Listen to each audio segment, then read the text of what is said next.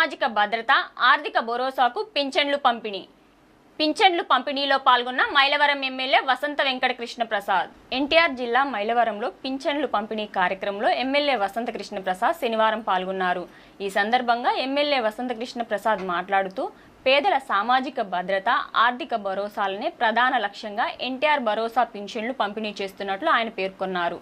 ఏ రాష్ట్రంలో లేని విధంగా పింఛన్లు పెంచి ఇస్తున్నట్లు వెల్లడించారు. వృద్ధులు, వికలాంగులు, వితంతువులు, గీతా నేత కార్మికులతో పాటు సామాజికంగా వెనుకబడిన పలు వర్గాలకు ఆర్థికంగా చేయూత అందిస్తున్నట్లు పేర్కొన్నారు. ప్రతి నెల 4,000 నుంచి 15,000 ఆర్థిక సహాయం పింఛన్ రూపంలో లభిస్తుందన్నారు. ఎన్టీఆర్ భరోసా పింఛన్లు అందజేస్తున్నట్లు పేర్కొన్నారు. దార్శనికులు సీఎం చంద్రబాబు సారథ్యంలో పేదల సంక్షేమంలో ఎక్కడా రాజీ పడకుండా కూటమి ప్రభుత్వం పథకాలు వర్తింపజేస్తుందన్నారు. ఏపీకి పరిశ్రమలు భారీగా తీసుకువచ్చి ఇక్కడ విద్య, ఉద్యోగ, ఉపాధి అవకాశాలు కల్పించడానికి కూటమి ప్రభుత్వం కృషి చేస్తుందన్నారు.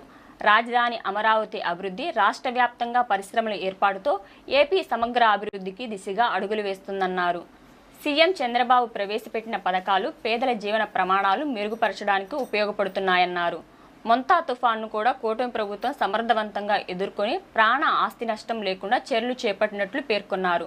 సీఎం చంద్రబాబుతో పాటు డిప్యూటీ సీఎం పవన్ కళ్యాణ్, మంత్రి నారా లోకేష్ పగడ్బందీగా చర్యలు చేపట్టి ప్రకృతి విపత్తుల నుంచి ప్రజలను రక్షించడానికి తీసుకున్న చర్యలు సత్ఫలితాలను ఇచ్చాయన్నారు. ఈ కార్యక్రమంలో ఎన్డీఏ కూటమి నేతలు తదితరులు పాల్గొన్నారు.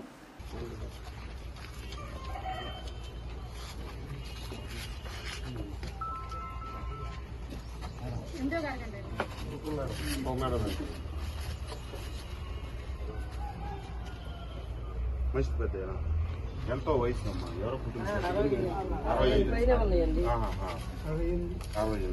ఎంతకాలం నుంచి మీకు గత ప్రభుత్వం ఎంత వచ్చిందమ్మా? అంతకుముందు అసలు పెట్టలేదండి. తర్వాత 60 ఏళ్ళు వచ్చిన తర్వాత పెడితే 250 వచ్చింది. 200 ఎంత వచ్చింది. తర్వాత నేను ఎండి ఆఫీస్ తిరిగితే 3,000 వచ్చింది. తర్వాత ఈ ప్రభుత్వం వచ్చాక 6,000 వచ్చింది. మంచిదమ్మా.